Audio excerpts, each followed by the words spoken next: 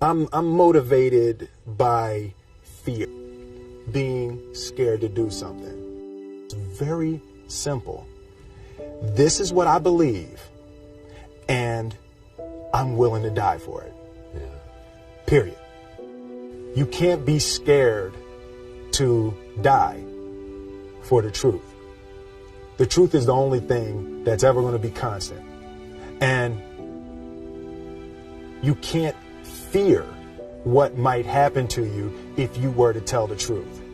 Because what happens to you if you don't tell the truth is worse than telling the truth will ever be. The first step before anybody else in the world believes it is you have to believe it. There's no reason to have a plan B because it distracts from plan A. And I think psychologically, the advantage that gives me over a lot of people that I have been in competition with in different situations is it's difficult to take the first step when you look how big the task is. The task is never huge to me. It's always one brick. I believe, and I learned very young, that you don't try to build a wall. You don't set out to build a wall. You don't say, I'm going to build the biggest, baddest, greatest wall that's ever been built.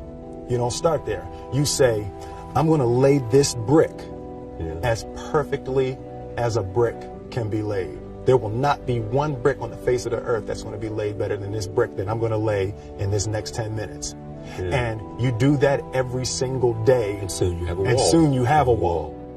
I've never really viewed myself as particularly talented. Where I excel is ridiculous, sickening work ethic. You know, while the other guy's sleeping, I'm working. While the other guy's eating, I'm working. The separation of talent and skill is one of the greatest misunderstood concepts for people who are trying to excel, who have dreams that want to do things. Talent you have naturally. Skill is only developed by hours and hours and hours of beating on your craft. I always knew that I could work hard enough. There wasn't an issue with discipline, or there wasn't an issue with the ability to sacrifice or the willingness to sacrifice. There's no easy way around it. No matter how talented you are, your talent is going to fail you if you're not skilled. You know, if you don't study, if you don't work really hard and dedicate yourself to being better every single day. This one year, my father had his shop, and he decided for whatever reason that he wanted a new wall on the front of his shop. So he tore down probably about 16 feet high and probably about 30 feet long. He just completely tore the wall down, and my brother and I had to dig a 6-foot hole. We for the foundation. For the foundation. Right. We would mix in the concrete by hand. A year and a half. We were building this wall for a year and a half. Every day after school, we were coming, mixing concrete, putting it in the hole, doing it. And it was just myself and my little brother. And I remember standing back, looking at that wall, saying, there's going to be a hole here forever. A year and a half later, we laid the final brick. And my father stood back with my brother and I know he planned this. He says he didn't, but I know he had been planning this and writing this for his for the past 2 years. But we stood back, we looked at the wall, and he looked at me and my brother and said, "Don't y'all never tell me that you can't do something," and walked into the shop. As a child, my parents always told me you could be whatever you want to be, you could do whatever you want to do.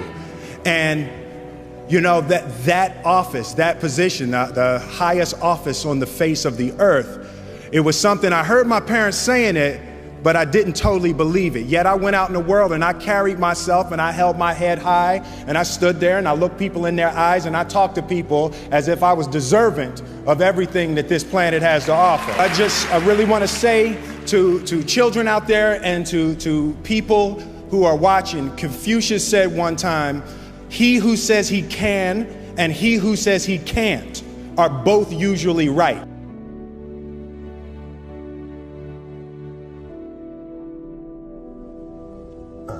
having the opportunity to study greatness. Anytime you have that opportunity, there are certain intricacies that will make clear who you are. It becomes that much more clear who you are. The definition of who I am is very clear to me, and it also redefines who I want to be. In that I know for a fact that I'm stronger than I thought I was. You know, you can't help but ask yourself the question, what would I do if I was in Muhammad Ali's shoes? I'm not the best at anything. You know what I mean? Eddie Murphy is funnier than I'll ever be. Denzel is more powerful than I'll ever be. I think that my strength is I can do everything well. You know, I can do a little bit of everything, and that's what I concentrate on to be my strength. I'll never be able to compete with Denzel.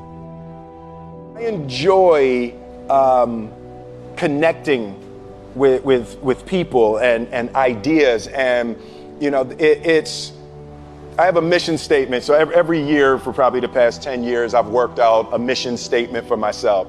And for the last few years, the mission statement has stayed the same, and it's been improve lives, right? So when I go into something, I'm looking for how the quality of this piece could potentially improve lives. But it's all along the way. It's when you make the movie and how you're interacting with people in the process. And the concept of improving lives runs through the center of everything I do. And then I realized that the way to improve lives is to continually improve yourself, right? So with that, every morning when I get out of the bed, I haven't fixed everything in the world yet, so there's always something to do.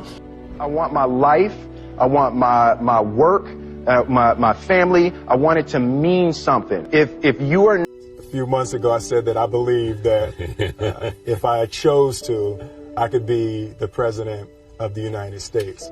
And I think as I've had a chance to intellectualize why I said that. Yeah. And I think that there's a certain delusional quality that all successful people have to have. You have to believe that something different than what has happened for the last 50 million years of history. You have to believe that something different can happen. The one thing that I truly tried to communicate in the interpretation of Ali is the complex simplicity of greatness. And how greatness is not this wonderful, esoteric, elusive, God-like feature that only the special among us will ever taste. It's something that truly exists in all of us. Loss is bound to joy. Like pain and suffering are bound to joy. The being able to survive something is actually a big part of being able to find that next wave of joy. You appreciate smaller things. I hated being scared, that I didn't want to even take the meeting. I just hated that being scared to do something.